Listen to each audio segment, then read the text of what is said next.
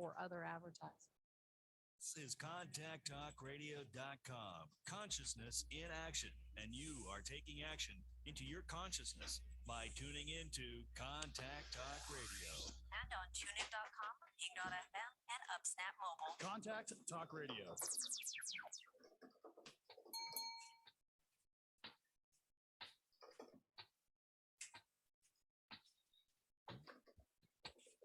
Welcome to Ask Sara with Sara Wieman, where you'll learn to awaken your divine intuition and open your human heart. Sit back, relax, and get ready to laugh and learn. Here's Sara.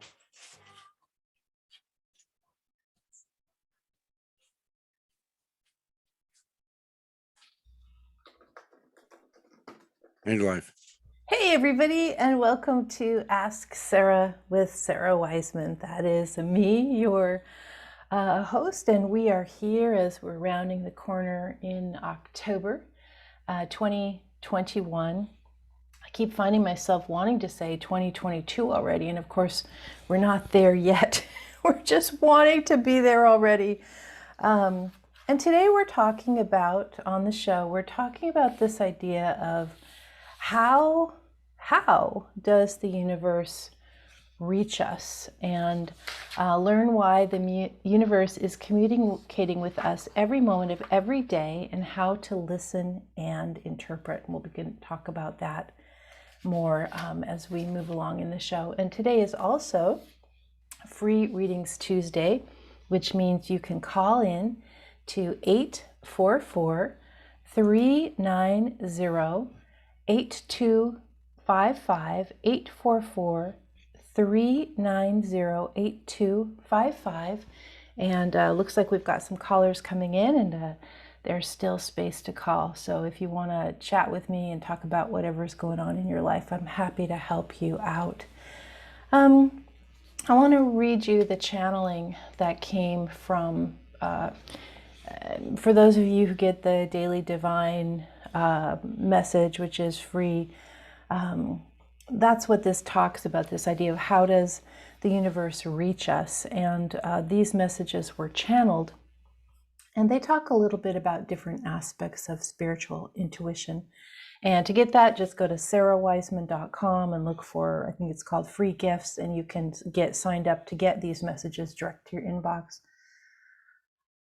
We used to think we had to go to church or a temple or a retreat in order for the universe to find us, that we had to enter a sacred space or a holy place in order to make connection. Now we understand that the universe can reach us anytime we choose to connect. All we have to do is ask. The best way and the easiest way to help the universe reach you is to fill your life with loads of stillness, to create a schedule that is spacious, and to do what makes us feel happy. And so this is a lot to ask in modern culture, isn't it? To fill our lives with stillness, to create a life that is spacious, that is not too busy, and to do what makes us feel happy. Of course, this brings up the classic idea of, spiritual intuition, law of attraction, law of flow. What we focus on expands. So when we do what makes us feel happy, then more things arrive that bring this feeling to us. This idea of letting the universe connect to us without any interference. So it's just you and the universe. There is no middleman or organization or belief system in the way of this direct connection that you have with everything. And this is a change in our evolution. This is a change where we've gone from kind of religion running the spiritual show, not just one particular religion, but basically all religions, saying that, yeah, you can have spiritual connection, you can have this nectar of the divine, but you have to go through these toll gates of this system, this belief system. You're going to have a bunch of people, priests or rabbis or gurus or teachers, and you're not good enough. The old system says you're not good enough to get it yourself. You got to go through these other people who are wiser and more knowledgeable than you are and have a better connection. They've got the hotline to God. And then on your way, as you're trying to receive this nectar of the divine, on your way, with all these other people getting in your way and telling you what to believe and how it works and how to do it, we'd also like you to pay some tolls on the way, support this giant organization, these giant organizations. So all of that is really of the past. Where we are now is people reaching to their own connection with the universe. And this is showing up a lot of different ways. A lot of different belief systems that are basically about oneness, that don't have any rules to follow, that are these loosely aligned groups of people who are trying something out. And there's also a lot more openness to the idea of not just God the Father, say, or these particular gods, but the idea is everywhere. So you can find the universe in the trees, or you can find the universe in the wind, or you can find your connection while dreaming. You can find your connection while doing the dishes. This idea that God, the universe, the divine, it's always in the room, always everywhere. We're not separate from. We don't need helpers, because this is what we are at our essence, or as our nature. I'm always struck by how the universe comes to us in such surprising ways. And a lot of you guys have, you see numbers, or you have dreams, or you do these practices that I teach that show you how to go into your mind's eye and receive visions. And yet, a lot of the times the universe is very funny in answering particular questions that we have. The other day I was riding my bike, and I always use my bike as a system of trance. Whenever you're riding your bike, you're walking, you're driving, you're on a bus, you've got all this stuff on a train, you've got all this stuff coming in your eyes, and you sort of go into a trance, a gentle trance, a moving meditation. And so I'm on my bike, and I use that time to kind of clear myself. I'm in nature. I let my mind clear.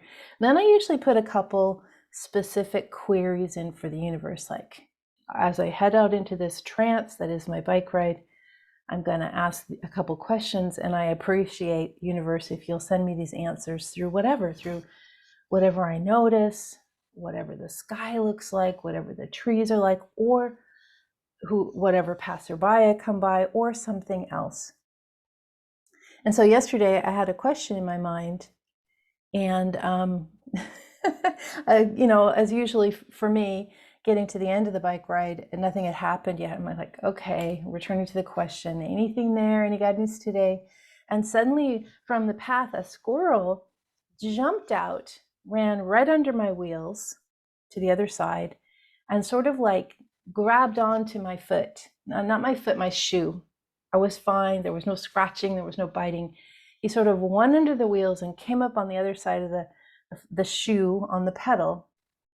And at that moment, I received my answer. And then he jumped off and actually quickly went under the bike the other way. It was such a sudden surprise. It was so direct. It answered my question completely. And this is how it is. I mean, having a squirrel jump on your shoe is a bit extreme, perhaps, but the universe is tricky that way. And you guys have all had things unexplainable. How did that happen? How did that even happen? And yet it did, and there is your answer. So we're going to be talking more about this today. This idea that everything is guidance. It's always coming in. You can't stop it from coming in. And then this idea of how do you acknowledge, or how do you ask for that, and then how do you interpret it? This is the practice of spiritual intuition, and you don't need a middleman. This is between you and the universe, receiving, becoming one with everything and receiving all the answers you need. All right, let us go to our phones now. Looks like we've got a caller. Looks like we've got Sandra on hold. Sandra, welcome to the show. Sandra, are you there? I can't hear Sandra. I'm here. Oh, there you are. Great. Excellent. Can you hear me now? Yes, perfect. What is going Hello? on? Yeah, I can hear you. What's Yay. what's going on in your life, or what That's can I good. help you with? Well, I first found your work 2 years ago. I was in a personal crisis, and I'm still struggling with if I came into this lifetime and set this up as a learning experience, what is this lesson? I'm stuck. I don't think you're stuck. Does the lesson seem like sometimes we get lessons that are so undesired and so sort of feels undeserved. We do not deserve this lesson. Uh-huh. Yeah, is that kind of where you're at? Like, why do I get this lesson? What do I have to do? Why do I have to participate in this lesson? Is that kind of where you're feeling? Yeah, sort of. I mean, I'm not asking so much why me, but the circumstances have to do with my kids. They're age 11 and 15. And 2 years ago, my ex-partner just pulled them out of my life. They're gone. She's getting remarried. She wanted to raise the kids with her new wife. I have no legal right because we were never allowed to get married when we were together. So I have no legal standing at all to have my kids back, although I've had them in my life every day until 2 years ago. Yeah. So I'm looking at this perspective, trying to look at this from, okay, if I call this into my life to learn, what is it I'm learning? Is it to trust in love? Is it to overcome feeling undeserving?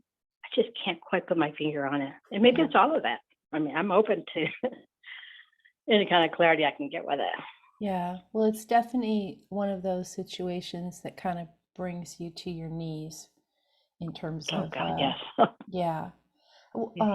Are the children do they have your biology? No, one was adopted and the other, we did IVF with her. With your ex-wife? Okay. My ex. Yeah. And then what have you done with attorneys? What state do you live in? I guess I don't even know. It doesn't matter even where you live because I don't have enough knowledge to understand what the rules would be. But have you worked with attorneys? Yes, lots of attorneys. And it keeps going back to the same thing, which is I don't have legal rights because we were not married. If we were married at that time, then I would have co-parenting rights, but marriage wasn't an option back in 2014. Yeah. So I'm in that part of history where, I had no legal rights. So nothing stands up now. Yeah. Well, Sandra, I'm so sorry about this. I actually know 2 women that this same exact situation has happened to. And it is this, it's the same situation where there wasn't the biological connection, and the same situation where 2 women couldn't get married at the time when the children arrived. I don't know. I'm just trying to, there doesn't seem to be a great solution now. However, once the children become 18, they are free to seek you out again. So I would not give up hope of having relationship, but it's going to be a wait. And what? Just give me a second here. I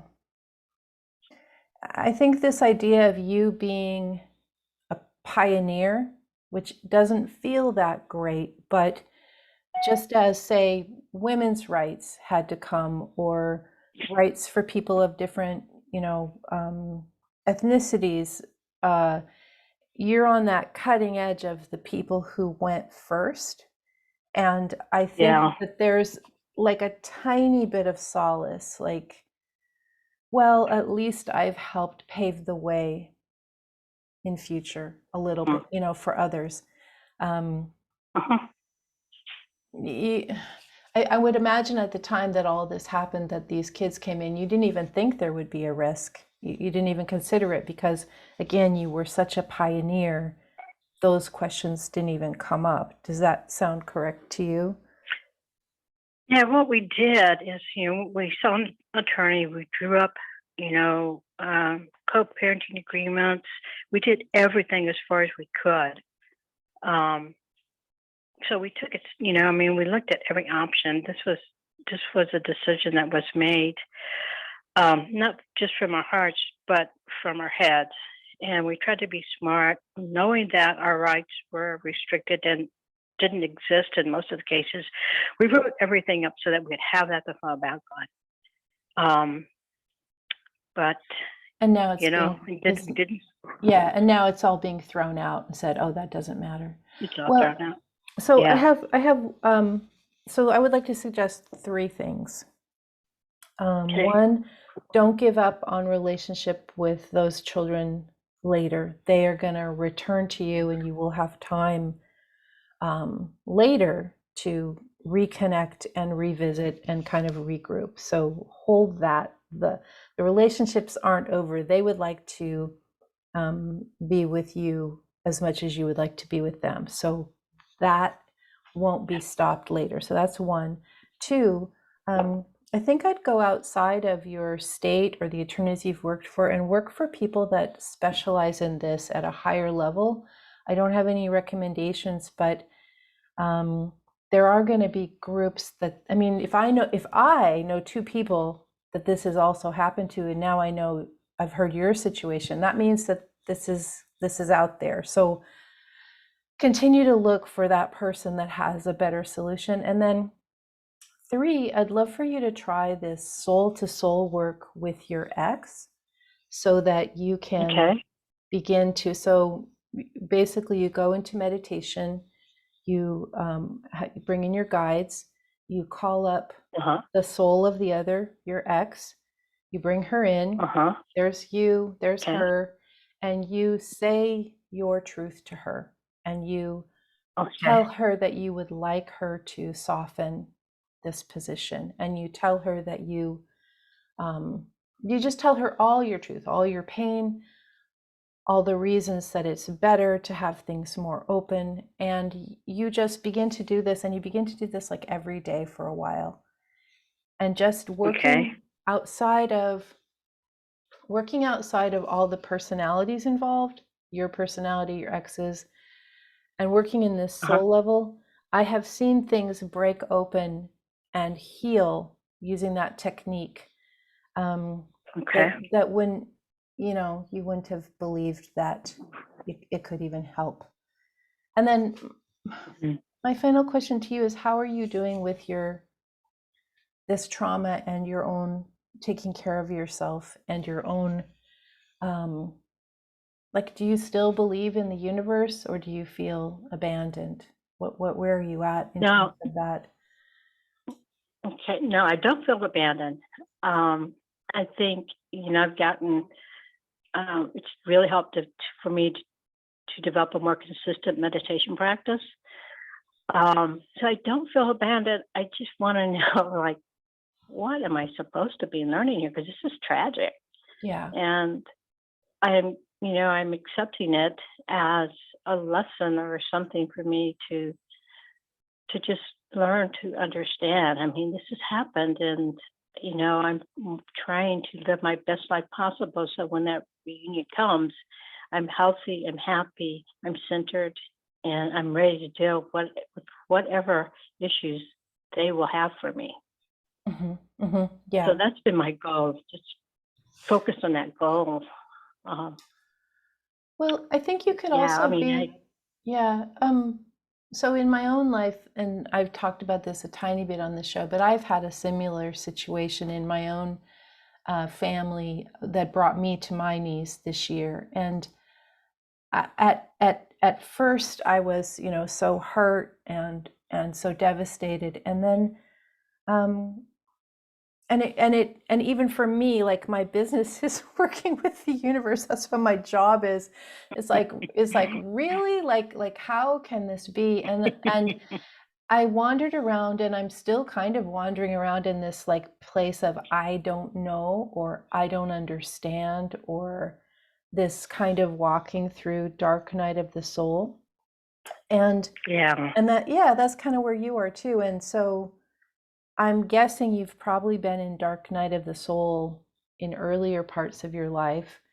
And once you've been through, yeah, exactly. So once you've been through mhm, a couple dark nights of the soul, you realize like, yeah, I'm lost. I'm in this boat in the fog, and I'm just going to wait until things clear. But this time, even though I don't understand um, why things happen as they do, I'm not chucking my faith in the universe. I'm just trusting I'll get it. I will understand it maybe in a year or maybe in a couple years. And that feeling that you have now of what what the heck?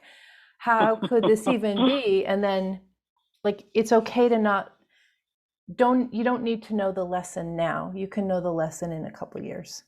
You'll look back and be able that's to figure it out. Yeah. oh, that's a good point. Yeah, Yeah, like right I now haven't even thought about that. you're still in the mist, and I am too. So we'll just be in the mist together and wave at each other through the fog, like, and not just us. I mean, so many people listening are just kind of Yeah, lost right now. So, well, sure. Sandra, if you email me after the show, just go to sarawiseman.com, and I will gift you this course on the relationship healing. So just go ahead and find me at the website, and then you can just remind me. Okay, so thank you so much for calling, and I wish you I the could best. do that. Yeah, thank you. Thank you for your help. Yeah, Bye. absolutely. Thank you. Yeah, that's a really difficult situation that Sandra's been in, and I've heard of that, this catching up. That's what we're doing as society right now, is catching up to all the mistakes we've made from having these incredibly limited systems that were based on, um, say, the patriarchy, or only one kind of person could be in control, or only certain groups could be in charge. And so, like in Sandra's position, her children didn't have rights because she couldn't get married to the person that's now her ex-wife. And so this is being corrected slowly over time. This is part of this age of Aquarius we're in, that brings equality and oneness into our predominant systems. This is why all the systems are going down the old way. But for those caught in this, being pioneers, there are gaps. And hopefully over time we'll be able to fix these things. It is Free Readings Tuesday. I would love for you to call in 844-390-8255. 844-390-8255. And it looks like we have Karen on hold. Karen, welcome to the program. Yes.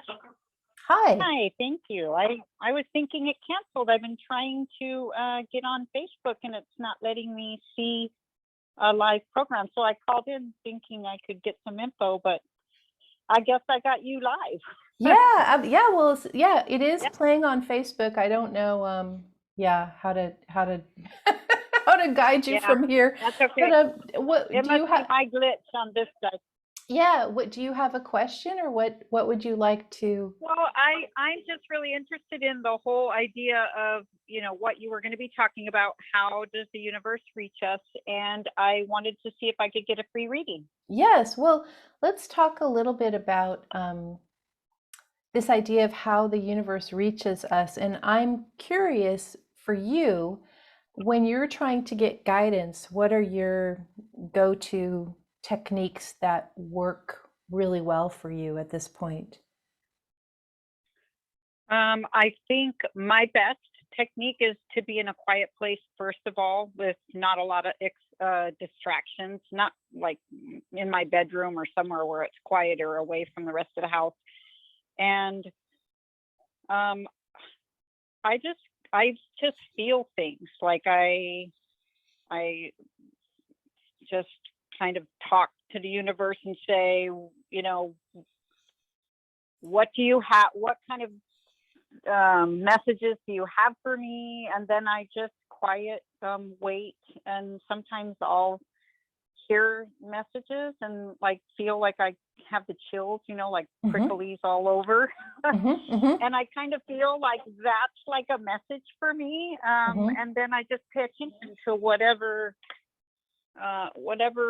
the message was. Like, you need to be more patient, or you need to look at this, or I don't know, I can't even think of an example. Just Mm-hmm. I guess being in a quiet place and paying attention to what I'm kind of feeling, more than I don't hear a voice. I just hear like in my head something, and then I get like kind of a prickly feeling that makes me feel like, pay attention.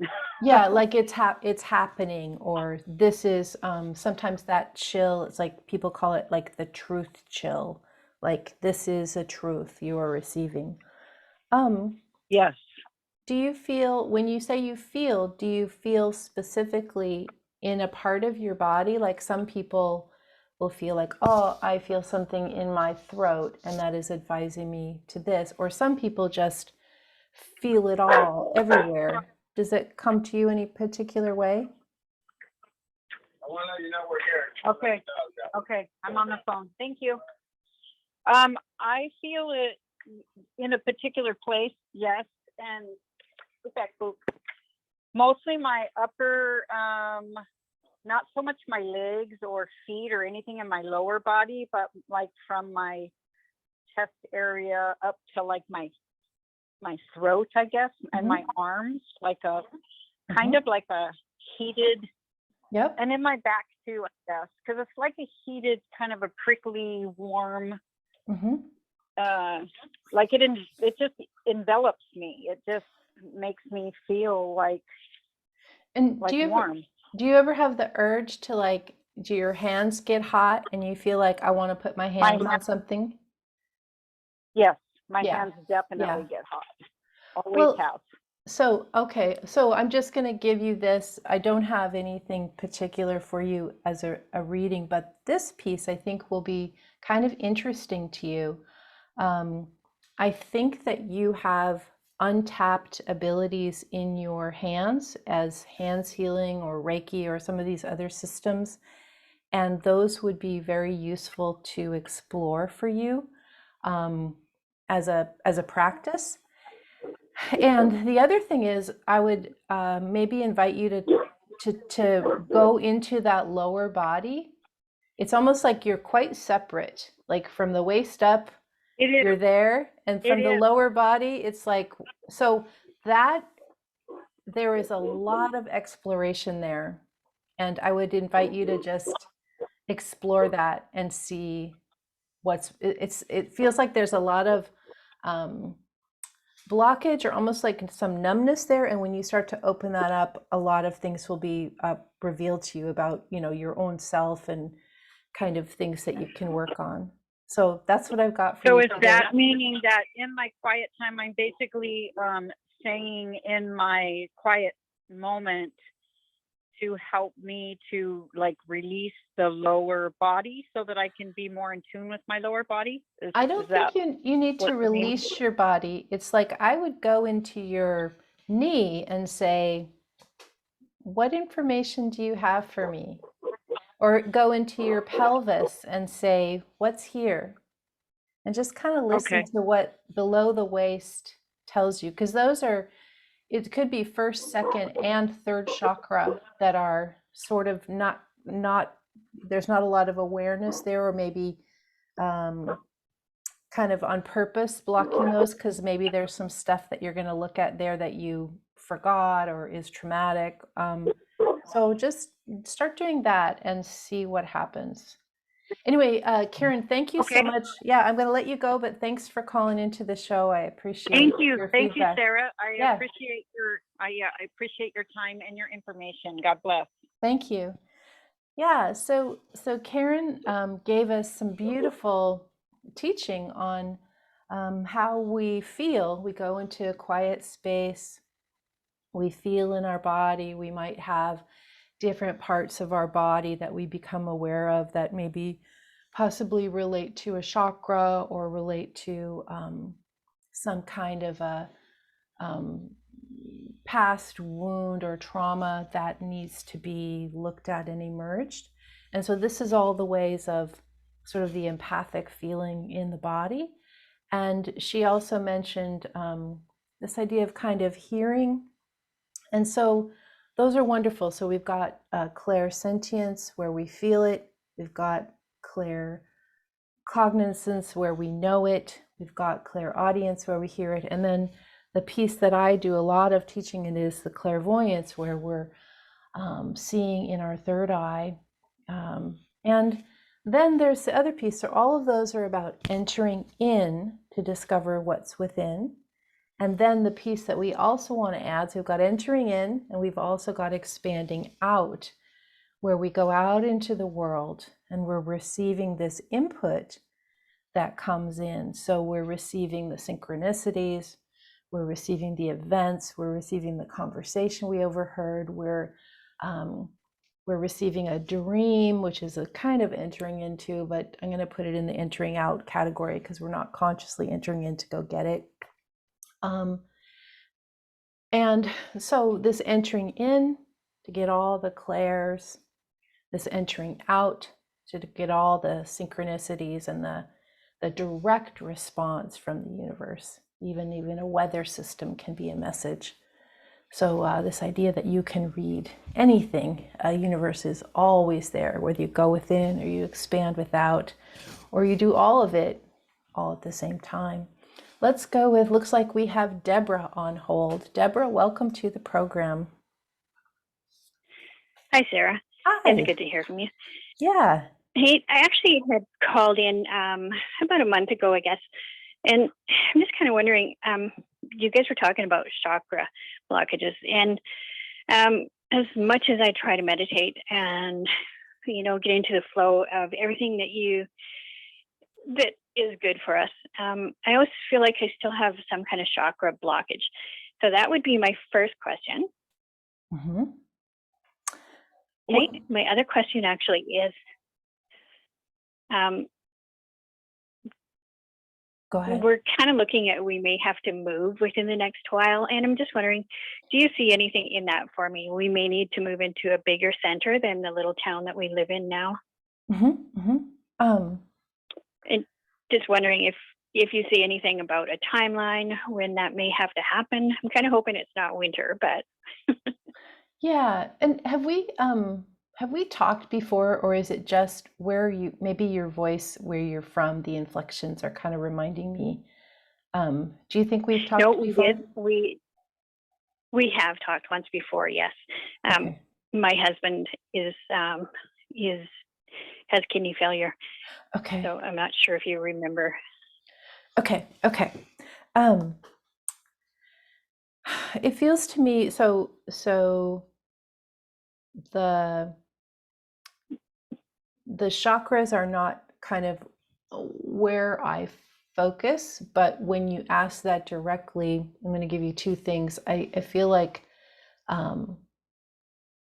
second chakra for you is pretty sensitive. When I feel, so I'm getting a lot of images of like the second chakra as being kind of soggy or wet.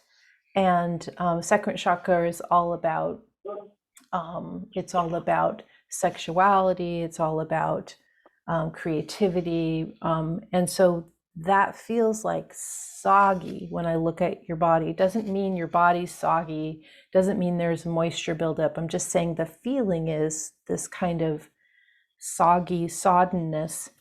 And then as I receive a guiding vision for you, the guiding vision I'm getting is like somebody in this little rowboat, and the rowboat's very, very near the shore. So you can easily get out and go to the shore. You could just jump out and wade to the shore. You'd be in like hip length water, but it wouldn't be a problem. But the rowboat has a leak in it. And so you're trying to row, and then the rowboat is sort of leaking down at the same time. So there's two parts to this. One is the rowboat doesn't work. Two is you're not in any danger. It's just this impression of danger because the rowboat's sinking. You can just get out and go elsewhere. It's interesting that you're talking about moving, because that came up even as I was taking notes of about you at the very, very beginning. This idea of a move would be a really good thing. It would, I think this may be you getting out of the sinking rowboat and going to safer shores. Where are you thinking of moving to right now? Do you have any choices? Is it just going smaller? No, actually, what it would be is going bigger. We just have to be closer to a center where the hospitals Just can look services. after kidney failure Yeah. patients. Is it going from a bigger home to a smaller home, or is that what you're thinking? Oh yeah, Yeah. I would be fine with a smaller home. We have a large home compared to what we really need. Yeah. I think both of those ideas, going to a smaller home, and I think this rowboat is sinking rowboat where it is now, get out and go to safer grounds. That's the new place that with more services, much better choice. I would suggest doing that as soon as possible, actually. I mean, not like today, but I wouldn't put off. There's such relief when you make this move. I wouldn't put off making it because it's a hassle to do it in the winter. I would just be like, yeah, we need to do this now. And so Right. much more support is there instead of you rowing, the boat sinking. And then, Right. in terms of your second chakra, I would just meditate on that. And instead of trying to fix it, just ask it to tell you what it wants you to know. Whenever I see a lot of water, that's like a lot of emotion or grief or expression, just ask it, what would you like me to know? And you'll start to get some feelings or have some memories, and that'll start to come back and be useful in healing. So anyway, Okay. Yeah. No, that's good advice. Yeah. Well, Deborah, I wish you guys both the best, and better times are ahead. There's a lot of relief quite soon, so don't hesitate to grab that for you guys. Don't wait. Okay. Thanks. Yeah. Hey, thanks for calling. Thank you. Yeah. Change is so hard. We tend to, at least I tend to just stick things out so long. Rowing the sinking boat, right? Just like climb to shore, be easy on yourself. And this is not just for Deborah, this is for all of us. Like go with what's easy, go with what's effortless, go with what feels good, what makes sense. This is where this flow is for people. We're not here to struggle, even when situations are so rough. We're not here to suffer. We're here to transcend suffering. Let us see, we've got free readings Tuesday. You can call in to 844-390-8255, 844-390-8255.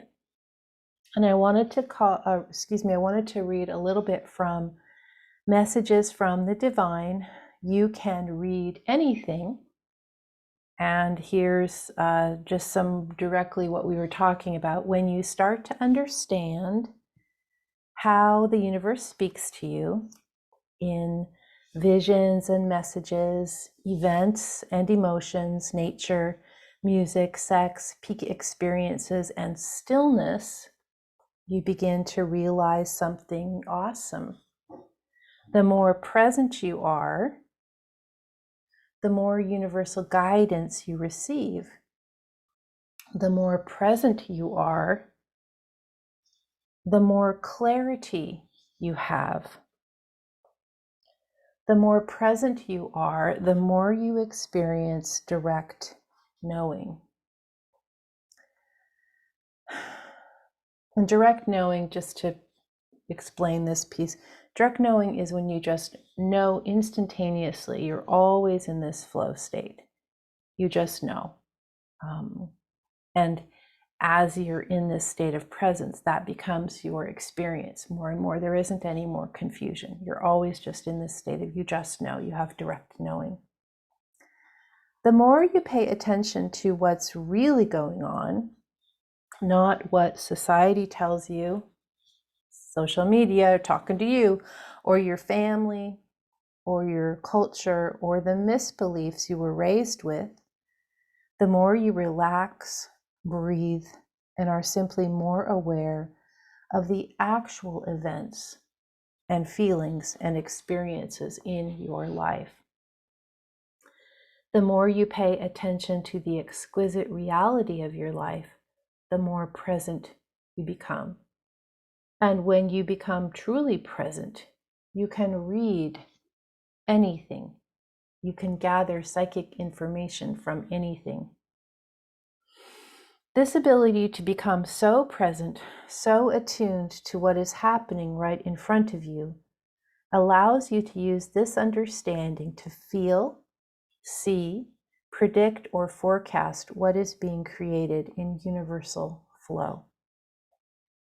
In other words, by being exquisitely attuned to both your physical and emotional reality, you can understand where you are being guided by the universe. And here are just a couple examples. By looking at a teacup, you might receive a vision of your next step. By walking in the woods, you might receive a message of your next step. By observing an animal, you might understand a difficult situation. By listening to a piece of music, you might understand how you feel about something. I'm interested that this talks about by observing an animal, and I'm just going back and remembering the squirrel that attacked my shoe and just kind of thinking about going deeper into that interpretation. So let's go to the phones. We've got Susie on the phone. Susie, welcome to the program. Thank you. Hi, what can I help you out with today? I'm wondering, recently I was asked, hey, what are you surprised about at this stage of your life? This is my last trimester. And my immediate response was, well, I'm surprised I'm not in an intimate relationship. And I didn't even know I was surprised by that. So I've always had this soul longing for an intimate, forever relationship. And at the same time, the word freedom kind of keeps showing up. So since that question was asked, I'm all of a sudden paying attention and realizing maybe I don't even invite it in, and wondering what you see there. It's funny. So as you're talking, I always have my little notebook and I make little notes and I circle things that as they come in, like my hand just does this circling or underlining.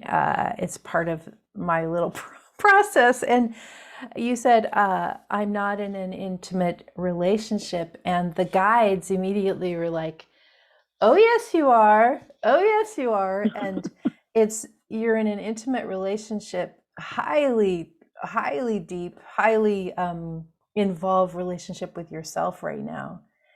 And this, like they're sort of saying, like, don't discount this gift. A lot of people don't even get this time with themselves ever. What do you think about that idea that it's a gift to have, what you called it freedom, but it's a gift to have this self-exploration without the distraction or the demand of another person? Well, that resonates so much. Thank you. Yes. um, totally hear that. That is an intimate relationship. Like, open that door. Thank you. How much of your life in the first, I love the trimesters that you used. In the first 2 trimesters, how much of your life was, in relationship, caretaking? Like, what's been that part of your journey? And that's probably my primary role, whether it was in a career or with my family or with foster kids, it's been caretaking. So this is new. There's sort of that, it feels a little empty, but there's also some comfort in it. Maybe that's that freedom part. And I think you just said to me what I didn't realize.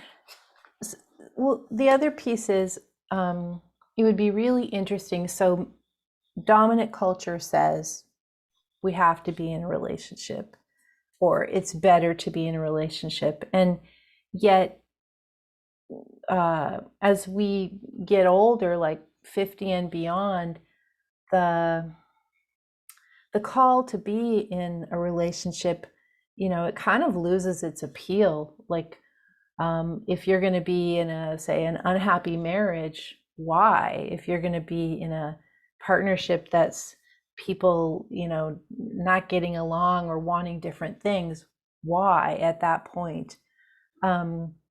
There's a lot of people who navigate being single as a choice incredibly well, and I'm curious if maybe you know some of them, or you could look for some, I like to use that word, template.